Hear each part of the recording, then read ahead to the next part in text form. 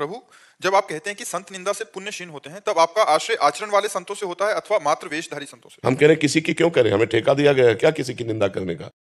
गोस्वामी जी कह रहे हैं जड़ चेतन जग जीव जत सकल राम मैं जानी, बंदों सबके पद कमल सदा जोरी जुग पान। तो हम किसी की कमियां क्यों देखें? और संत को कैसे पहचान सकते हो? बाहरी लक्षणों से क्या संत पहचाना जा सकता है क्या? उसकी आंतरिक स्थिति क्या क्या जानोगे आप? एक बड़े स्थिति प्रज्ञ संत थे, समोसा बट रहे थे तो समोसा खाया, फिर बटने वाला उनको कहा 2 बार ले चुके, 3 बार ले चुके, वो बार बार समोसा। तो एक संत थे, उन्होंने उनके मन में आया कि यार हम तो इनको बहुत अच्छे भजनानंदी संत समझते थे, ये तो बहुत समोसा को बार बार हाथ पर। अब उनके विचारधारा को क्या जाने कि 4 समोसा पा लेते हैं, एकांत में 24 घंटा भजन करेंगे। वो जो ही आए हमारे गुरु जी के पास आए, जो संत समोसा ले रहे थे उनके प्रति दोष दर्शन हुआ। तो गुरु जी ने कहा दुर्गंध आ रही है, तुम्हारे से दुर्गंध आ रही। तो उनका महाराज जी हम साबुन नहीं लगाते इसलिए। बोले ये दुर्गंध नहीं है, ये संत अपराध की दुर्गंध है, तुम कोई संत अपराध करके आ रहे हो। तो उनका महाराज जी तो उनका महाराज जी अभी एक समोसा बांट रहा था और एक संत परिचय के थे बड़े भजनानंदी, और बार बार उससे समोसा मांग रहे। तो हमारे मन में आया कि यार ये, बोले जाओ। महाराज जी ने 50 रुपए दिए, उस समय ये 20 वर्ष पहले की बात होगी, और कहा समोसा खरीदो और उनको समोसा दो जाके, और प्रणाम करके कहो कि मेरी दोष दृष्टि आपके प्रति हो गई, क्षमा करो। अब आप समोसा मांगते हुए तो देख रहे हैं, लेकिन उनकी आंतरिक वृत्ति को तो नहीं देख रहे हैं।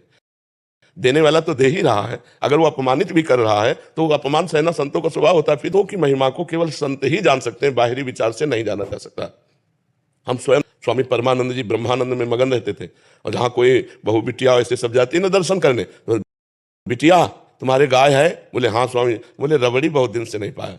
और ब्रह्मानंद में ऐसे छके रहते कि वस्त्र का भी शरीर के ध्यान नहीं रहता, और अगर कोई बना के रबड़ी ले भी आया ना तो ऐसे छकते कहते आहा बहुत, अब पाले बच्चा तुम पाले। एक मुंह भी नहीं पाया। और अब देखने वाले सभा में लोग क्या समझते, लगता है दोष दर्शन कर ले। तो हमें चाहिए कि हम आंतरिक भाव को जानने की चेष्टा करें, संत के बाहरी लक्षणों से नहीं जाना जा सकता।